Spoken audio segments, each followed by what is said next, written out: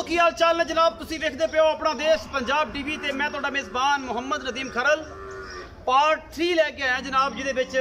अजी मोहम्मद शौकत डोगर साहब दे जिन्ने भी कैटल ने और यूट्यूब की दुनिया अल्लाह के फजल नाल गल करांगा। अगर किसी दोस्त ने वीडियो कुछ लगाइया होंगियां तो सिंपली मझां दी लगाइया जो पूरा फार्म विजिट कराना है, पूरा डेयरी फार्म विजिट कराना है, पूरा फार्म हाउस विजिट कराना जिहदे विच खूबसूरत गावां ब्राह्मण और उन्होंने कैटल उन्होंने चोटियां उन्होंने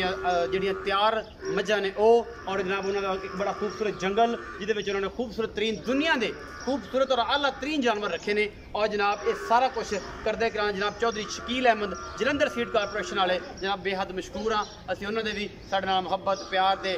लव यू का जो तकाजा है और नाल रखते हैं और इंशाल्लाह यही प्यार चलता रहता है। ये कैमरामैन साहब रिक्वेस्ट करांगे कि जनाब हाजी साहब ने ये जो दोस्त कहते हैं कि साड़ियाँ 32 किलो पता नहीं क्यों नहीं देंदियां, साड़ियाँ 28 किलो क्यों नहीं देंदियां, 22 लीटर क्यों नहीं देंदियां। हाई साहब इन्हों की सारी उम्र दसणगे और ये सारी गलबात क्योंकि उन्होंने बच्चे संभाले ने। यह बच्चों की तो मैं वीडियो दिखा रहा जिन्हें कट्टे भी शामिल ने, जिन्हें झोटियाँ भी शामिल ने और जिन्होंने कट्टियाँ भी शामिल ने। ये झोटियाँ तो छोटियाँ ने जिन्हों की उम्र तकरीबन 8 तो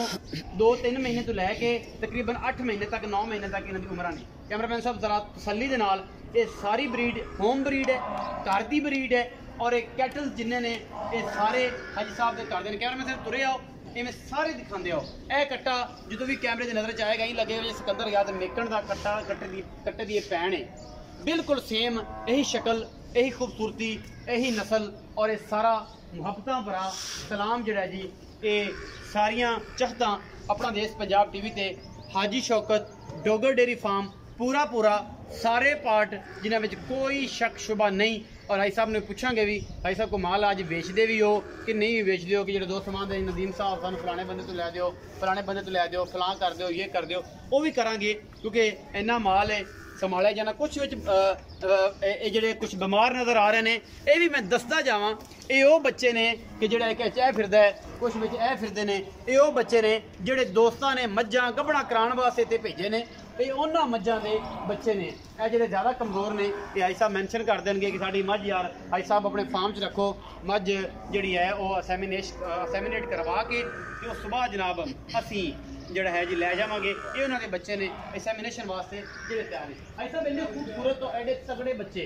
की पाते हो खुराक किन्नी छड्डदे हो दुध किन्ना छड्डदे हो की गल कर जी। दुध असी जदों बच्चा पैदा होंदा ना जी पहले दिन तो जिन्ना दुध पचा सकता है जी उन्ना पिलाने ना तो 2 थन ना आस्ते आस्ते जी पूरे 2 थना ते लै आने। अच्छा 2 थन बच्चा कट्टिए कट्टा है वो पिएगा जी ते तकड़ा होएगा। उस तो अलावा हर बच्चे नूं अलहमदुलिल्लाह मैं वंडा जिवें लियारियां मझां नूं वंडा जिस तरह दा हुंदा है ना नाल ही इन्हां नूं हुंदा एक रूटीन है साल्टर वड्डा वखरा जी एवें ही है। ए तुसीं हुण कट्टियां चेक करो जी कट्टियां कट्टे सारे दी पुट्ठे चेक करो किन्ने तगड़े पुट्ठे इधर आओ ना एक मिनट ये कट्टियां देखो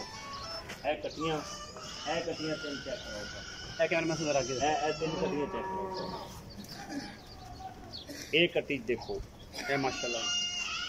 ए कट्टी तो सामने हुसन है जी सारा ये नीली सारी इकट्ठी कर दी है इक्के जगह पे और जिन्होंने दोस्तों ने शौक पूरे करने ने वो जनाब ये जरूर करन। भाई साहब तुहाडा बेहद शुक्रिया बेहद मुहब्बत इन्ना चाहता इन्ना प्यार तुसीं दिंदे हो इस नचीज़ नदीम खरल नूं और इस तुसीं बावकात चैनल ते भी किसी से बैठे हो किसी दोस्त नूं इंटरव्यू कर रहे हो तो भरा का नाम जरूर लेंदे हो वो वास्ते दिल दी अथा जनाब शुक्रिया। अपना देश पंजाब की टीम वालों कैमरामैन राय अली इस्लाम के नाल पाकिस्तान।